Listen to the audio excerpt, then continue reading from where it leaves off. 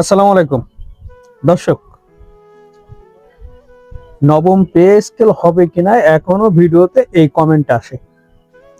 যে সকল দর্শক ভিডিওতে এই কমেন্টটা করেন তারা হয়তো ফুল ভিডিওটা দেখেন না, আমার সিরিয়াল বাই সিরিয়াল ভিডিওটা দেখেন না সম্ভবত। যদি দেখতেন তাহলে আপনারা এই কমেন্টটা করতেন না। যাই হোক, ওইটা বিষয় না, বিষয়টা হলো আজকে অথেন্টিক কিছু তথ্য দিব বা অথেন্টিক কিছু কথা বলবো। আসলে কথাগুলো মূল্যবান না হলে কথাগুলো শুনবে কেন? বিষয়টা এরকম।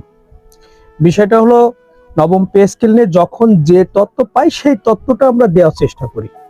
আমি একা না, এটা ইউটিউবে যারা ইউটিউবিং করেন তারা সকলেই এই তথ্যটা দেন এভাবে যে তারা যখন যে তথ্য পান সেই তথ্যটা দেন।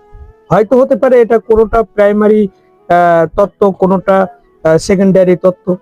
সেকেন্ডারি তথ্য হলো তো সেটা প্রাইমারি কোনো তথ্য থেকে নিয়েই দেয়, বা কোনো পত্রিকার অনলাইন পত্রিকা দেখেই তো দিচ্ছে।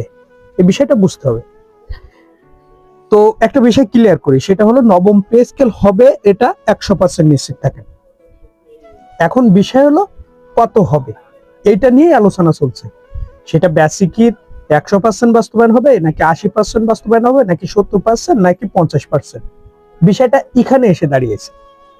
কর্মচারীদের চাওয়া 100% বেসিক 2026-27 অর্থ বছরে বাস্তবায়ন হোক। বাকি যে ভাতাগুলো আছে সেটা 27-28 বছর বাস্তবায়ন হোক। যদিও সিস্টেম বা নিয়ম হলো নবম পে স্কেল বা যে কোনো পে স্কেল একটা অর্থ বছরে বাস্তবায়ন হতে হয়, কিন্তু দেশের পরিস্থিতি, বৈশ্বিক পরিস্থিতি, অর্থনৈতিক অবস্থার বিবেচনা করে সেটা করা সম্ভব হয় না অনেক ক্ষেত্রে।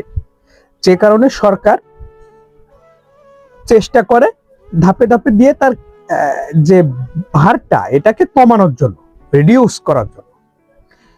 বিষয়টা হলো দেশের একটা সরকার এই মুহূর্তে ক্ষমতায় আসছে, বাংলাদেশ জাতীয়তাবাদী দল বিএনপি ক্ষমতা গ্রহণ করছে 3 মাস।